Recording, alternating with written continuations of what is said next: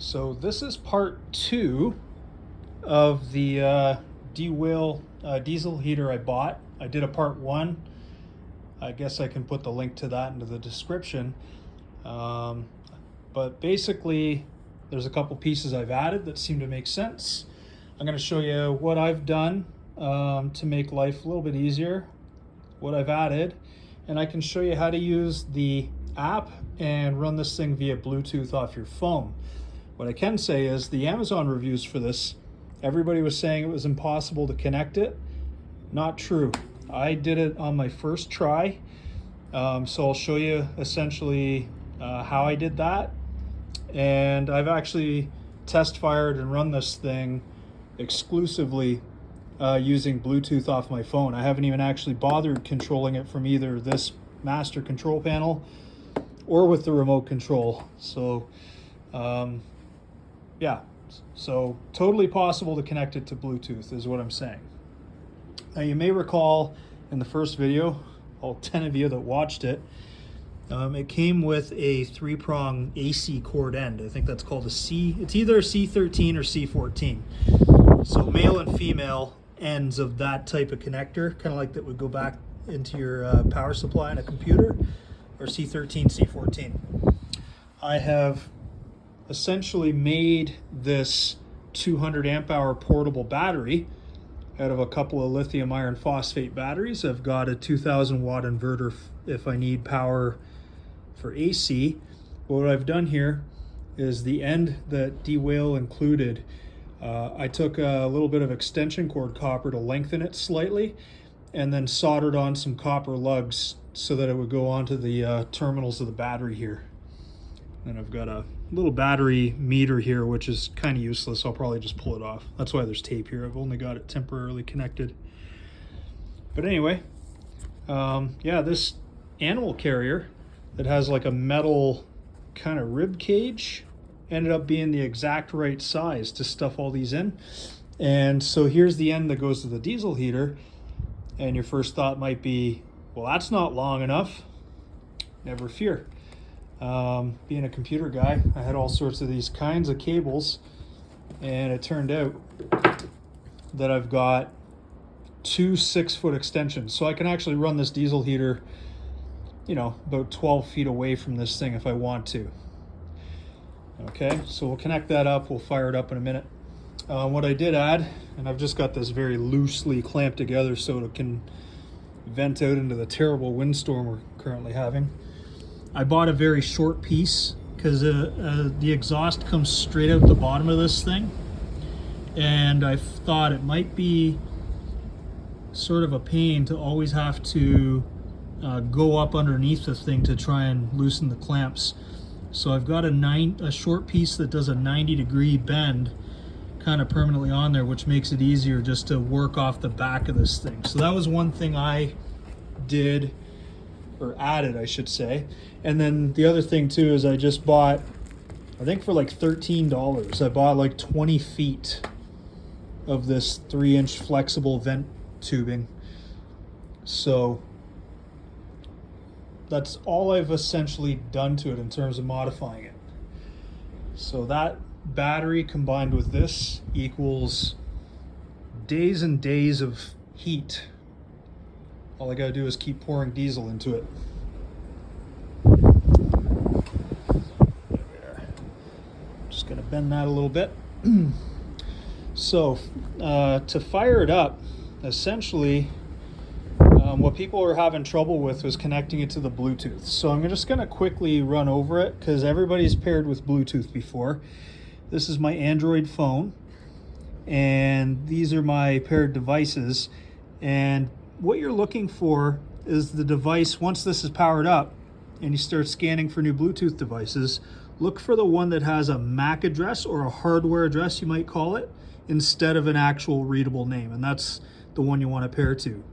And then what you're going to do is you're going to open up the Heat Genie app, which is just on the App Store, but the QR code is in the instructions that came with the heater. And then basically all you're going to do is hit that automatically link button and you're done. Some people, like I said in the reviews, are saying it asks for a password, and that is in this part of the app, which you don't actually need. I don't know what the password is, but it doesn't matter. It's irrelevant to using the diesel heater, so don't worry about that part. So I'm going to leave it on that screen for a sec. See how well I do with one hand here. So here's our end, and here's my extension. I'm just going to simply, while trying to hold the camera at the same time,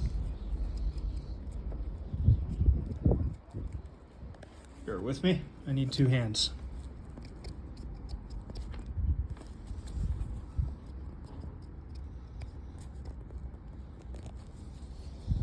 There we go.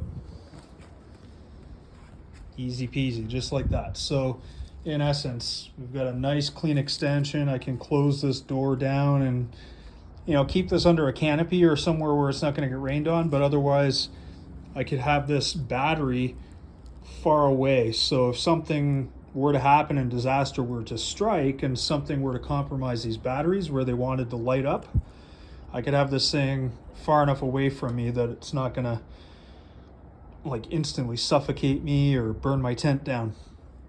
Same with the diesel heater. I've got nice long length of vent tubing, so I could have this kind of nearby and run the vent tubing in. Makes sense? Good. So we're going to plug this other end in. I'm going to switch hands with the camera. I am obviously not a camera guy, so forgive me. I'm going to plug that in, and this should... Welcome to use the heater. It says, welcome to use the heater in English. Now this screen will eventually turn itself off.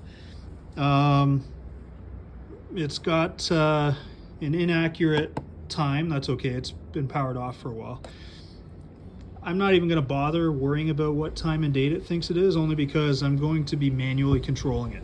Now, in the app, there is the capability to put it on a timer. I'm not going to bother. What I will do is when I do fire it up, I'm going to redline it. I'm going to run it as hot on the highest setting until everything heats up, right? And then the idea of it is I want things to not get all sooty on the inside. And then what I'll do is I'll turn it down to low or whatever level I need to keep things warm enough. And then before I shut it down, I'll redline it again and run it up high and let things try and burn off. So the idea behind that is I hope that I won't clog this thing with soot, because diesel can do those kinds of things. So we're going to go back to the app on the Android device here. I'm going to hit automatically link, okay? And then boom, it says it's connected. And then what I'm going to do is point you to this manual oil pumping. That is your pump priming. So when you hit that, you can prime that little fuel pump in there to make sure the fuel gets past the filter and down to the heat exchanger, so that you can actually fire this thing off. Now, the other thing that I found handy here is if you simply want to bring fresh air in, it's got this ventilation setting, and when you turn that on, it's got settings, low being 1 and high being 5. You can actually just run the fan without running the heat. So what I'm going to do, the wind is making this curtain get in my way, so I'm going to block that. So what we're going to do, I've already primed the pump because I've run this before, so you're going to want to do that. I think I did it I chose 30 seconds. You'll hear the pump clicking and clicking and clicking, trying to bring fuel down out of the tank, past the pump and into the heat exchanger for the first time. If I was to say run this, like I said, all of a sudden you see this thing come alive, and I am simply getting cold air out of here with no heat. So that's kind of a neat setting. I'm going to turn that off though. And then what we're going to do, and I apologize for any wind noise. I don't want to do this outside because you'll never hear me, but I feel like maybe the wind is getting inside as well. So what we're going to do is I'm going to just hit power on. okay. And you'll hear it kind of running the fan just a little bit. And out of the exhaust, you might start seeing smoke happen. So what it's doing here, it's telling me that it's running the glow plug. That will draw approximately 200 watts. And it'll only run until the diesel can ignite. So after that happens, it'll settle down so that essentially what you're powering is the control board and the fan, and then the diesel is burning without that glow plug running all the time. So it could glow for a short period of time, or it could glow for a long period of time, and that all depends on how cold it is when you're trying to fire it up. So in other words, you need the diesel warm enough, similar to a diesel car or a diesel truck, to heat that up, and then once we got enough heat in there, it doesn't need to glow anymore. This screen will eventually turn off, but like I said, I can completely control it using the phone here. And sometimes what I will say is you do have to sometimes relink it, because I find that the Bluetooth connection does drop once in a while. And that was another kind of source of complaints on the Amazon reviews, other than people not figuring out how to hook it up to in the first place. But it seems to be fine. Now I don't know if you can hear it. I'm going to try and get up close, but the fuel pump just started clicking. Click. And it's very, very quiet. And now we're starting to get exhaust coming out of the pipe here that I've just got very sloppily venting outside so that I don't suffocate to death in my apartment. And it's still heating up. But now we're hearing the heat exchanger run. I'm hearing the fan kicking on. I'm hearing the fuel pump clicking. And that exhaust, it'll only be smoky until it gets really hot, and then it just sort of seems to settle down, just like any other diesel burning engine. And that's all there is to it. And then within moments, what'll happen is, I'm just testing here, it's already getting warm, which is good, that's what we want.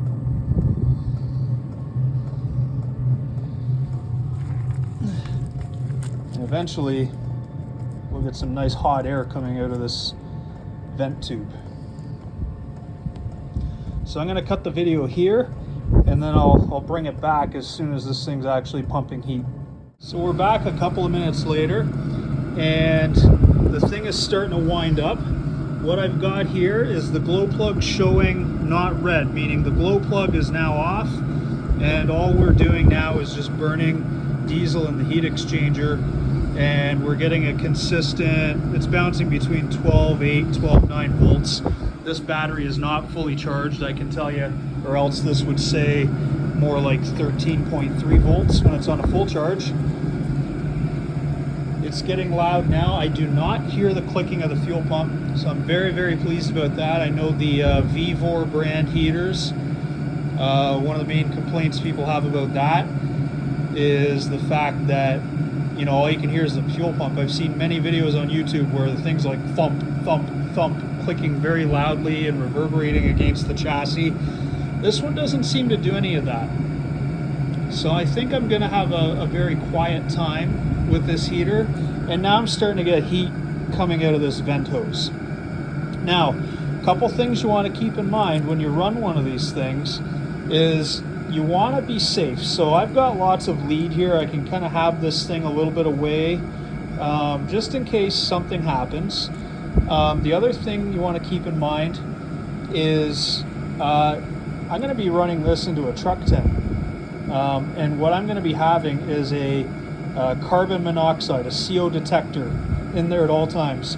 There shouldn't be any carbon monoxide coming out of this because theoretically it's only blowing in fresh air, or it's taking in fresh air from this side, blowing it across the heat exchanger, and pushing it out here. But you can never be too safe.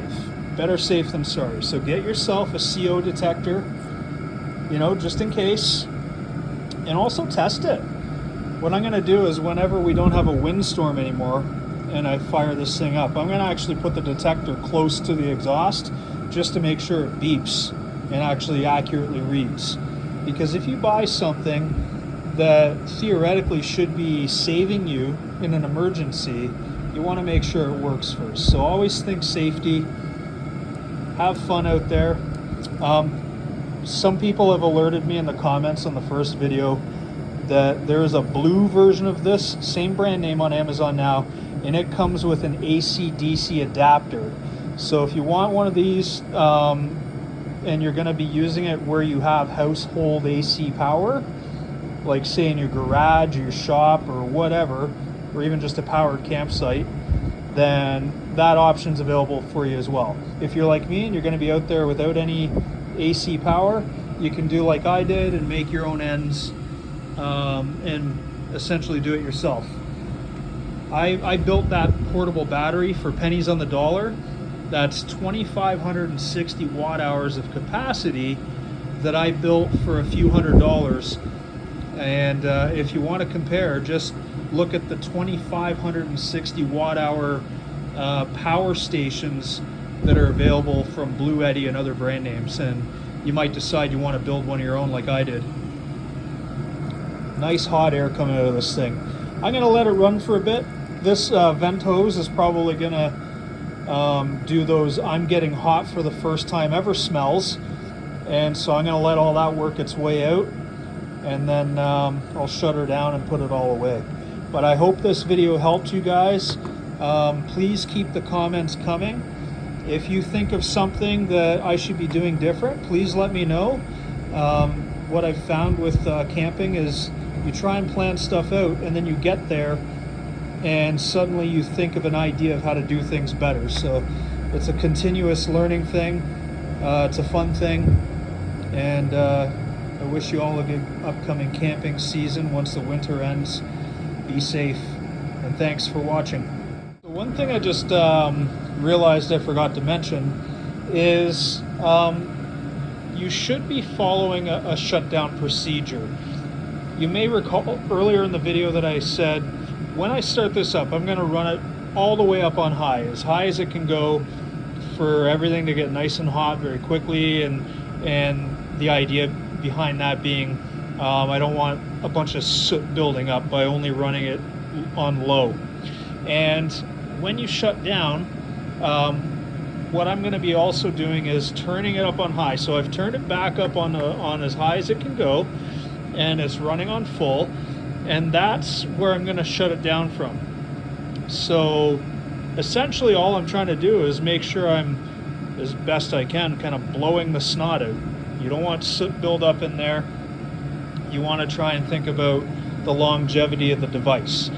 Now, some of y'all might not care because, like in this case, I bought this thing for 160 Canadian on Amazon on a sale. So, you know, it stands to reason. You might not care. You know, use it until it dies and then buy another one. That's fine. Myself, I tend to try and make things last. So it's running on high, and there's one more thing you got to pay attention to. So when you shut this down, you want to actually let it go through the shutdown procedure. And what I mean by that is don't just unplug it, right? Because when you shut her down, you want the fire to go out, so to speak, but you still got all that heat built up into the heat exchanger. So when you shut this down, and I'm just going to make sure this thing's still linked up.